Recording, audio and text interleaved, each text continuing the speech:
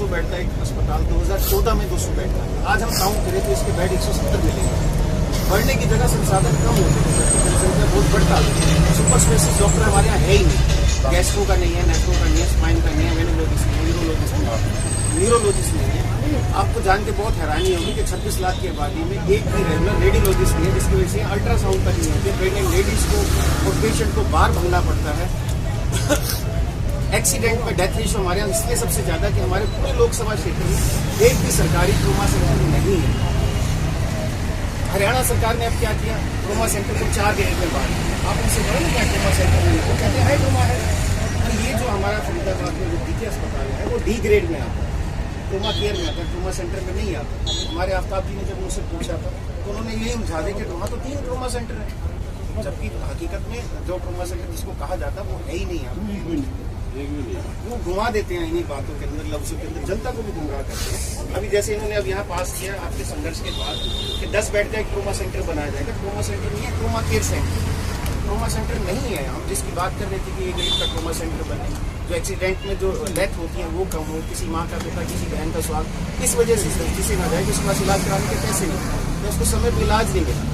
ये इंसानियत का अलग एक मुद्दा था जिसके ऊपर सभी ने साथ दिया। ये नहीं कि मैं ये कहूँगा भाई कांग्रेस ने साथ नहीं दिया, आम आदमी पार्टी ने दिया, उनके सांसद किया, सभी आए यहाँ पर और सबने सदन में उठाया भी। उन सबका धन्यवाद जिन्होंने सदन में उठाया, चर्चा का विषय बना। लेकिन जिसका ट्रोमा सेंटर का टा नहीं बोलती थी कभी सरकार, आप पीछे देख लीजिए, आज वो वादे करिए कि हम ट्रोमा सेंटर बनाएंगे। ये आप सबका संघर्ष है जिसका नतीजा सामने है। पूरे लोकसभा क्षेत्र में आपको बता दें एक भी टीबी यूनिट नहीं बना रखी जिसमें 24 घंटे डॉक्टर हों, जबकि 2024 दिसंबर में 10,000 पेशेंट सिर्फ फरीदाबाद में रजिस्टर्ड। ऑक्सीजन प्लांट मेंटेनेंस नहीं है, जितनी इनको हम CSR फंड से चीजें ला के दी, यहाँ तक कि आपको बताएं ऑक्सीजन प्लांट CSR फंड से बना। 99 बेड की एक्सीडेंटल इमरजेंसी वो CSR फंड से बनी। डिजिटल एक्सरे मशीन जो 90 लाख की है वो आई, सिर्फ मेंटेनेंस के अभाव वो खराब पड़ी। 90 लाख की मशीन का उसका सॉफ्टवेयर खराब हो गया, 1.5 साल से वो नहीं। कोविड के बाद पूरे भारत के अंदर हर सिविल अस्पताल में वेंटिलेटर आए थे। हमारे फरीदाबाद के अंदर 38 वेंटिलेटर आए थे डीके के अंदर। काफी हमने संघर्ष किया। उसके बाद ICU तो बना दिया उन्होंने, पर चलाने के लिए 2.5 साल से उसको मैन पावर नहीं है। 2.5 साल से वो ICU का ताला लगा हुआ। यहाँ पे जो अधिकारी थी सविता यादव, बहुत अच्छी, बहुत अच्छे, उन्होंने हमको जो कहते थे वो करती थी। और डॉक्टर अपॉइंट सरकार करती है।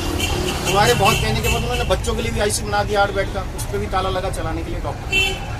मैन पावर की वजह से यहाँ बहुत सारी चीजें हैं जो आप बोलेंगे वेंटिलेटर भी खराब होते जा रहे हैं, उनकी गारंटी पीरियड चला गया। दूसरी बात छायसा मेडिकल कॉलेज की बात करें, 2020 में टेक ओवर किया था, 2025 आ गया। हमने 2 बार पहले भी सांकेतिक धरना प्रदर्शन किया उसके लिए। जब हम दोबारा यहाँ बैठे तो उसके बाद वहाँ जनरल IPD शुरू हुई, यानी OT और ICU आज भी फंक्शनल नहीं है। वहाँ पे 50 वेंटिलेटर है, 460 बेड का अस्पताल है, 360 बेड की ऑक्सीजन की सप्लाई है। उसका लाभ जनता को नहीं मिल पा रहा क्योंकि वहाँ 85 डॉक्टर के पद है, सिर्फ 35 बेड, 3.25 करोड़ रुपए हर महीना सैलरी जाती है। 524 कर्मचारी हैं, सिर्फ खाली बैठे हैं। आप कभी जाके देखिएगा कैसे बच्चों को पढ़ा रहे हैं, कैसे डॉक्टर पैदा करेंगे जिनको कैनुला लगाना नहीं आता हो, क्योंकि वहाँ प्रैक्टिकल कुछ हो ही नहीं रहा। इंटर्नशिप के नाम पे कभी यहाँ भेज देते, कभी वहाँ भेज देते। ये पूरा ही मतलब आप बोल रहे हैं ना, एक तो जनता के पैसे का नुकसान हो रहा है, ऐसे डॉक्टर पैदा किए जा रहे हैं जो जमीन पे किसी पेशेंट को अटेंड ही नहीं करते। दोनों तरफ से समाज का नुकसान हो रहा है। तो इन चीज़ों को हम चाहेंगे कि कांग्रेस पार्टी दोबारा से, अब ये ग्रीष्मकालीन सत्र आने वाला है, उस सत्र में पुरजोर तरीके से उठाए। छायसा मेडिकल कॉलेज अगर शुरू हो जाता है तो हमारे फरीदाबाद से दिल्ली रेफर नहीं होगा, छायसा में होगा, क्योंकि सिविल अस्पताल में आपको बता दें सुपर स्पेशलिस्ट का कैडर कहीं नहीं है। एक आध डॉक्टर भेज सकते हैं, जैसे हम न्यूरो सर्जन आए हैं, वो भी उनको 5 लाख रुपये अपोलो में मिलती थी, 1 लाख सिर्फ इसलिए कि जनता के लिए काम करो, पर वो इसलिए नहीं कर पा रहे क्योंकि ICU फंक्शन नहीं है। पिछले 2 महीने से खाली बैठे, काम नहीं कर पा रहे। करना चाहते हैं, ऐसा नहीं कि वो अच्छे डॉक्टर में काम करना चाहते हैं, पर यहाँ इसलिए नहीं कर पा रहे कि डॉक्टर पीछे से मैन पावर नहीं है, इक्विपमेंट की जरूरत है।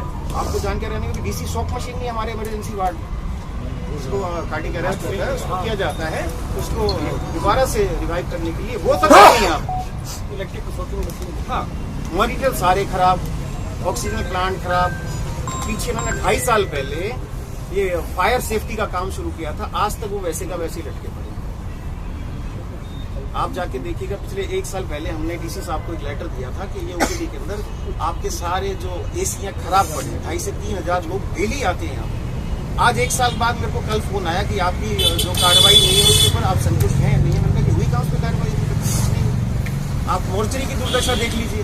पिछले साल हमने कितनी फोटोज डाली थी, डीसी को जाके दिया कि जो शव होते हैं वो हमें बाहर रखने पड़े सड़क, मोर्चरी में जगह नहीं थी रखने के लिए। हर गर्मी में यही हाल होता है।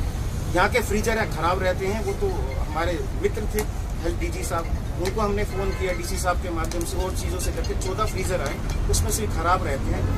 जीते जी को दवाई नहीं मिलती, मरने के बाद उसके शव की दुर्गति। इससे ज्यादा बुरी दुर्दशा स्वास्थ्य में हमने कभी नहीं देखी।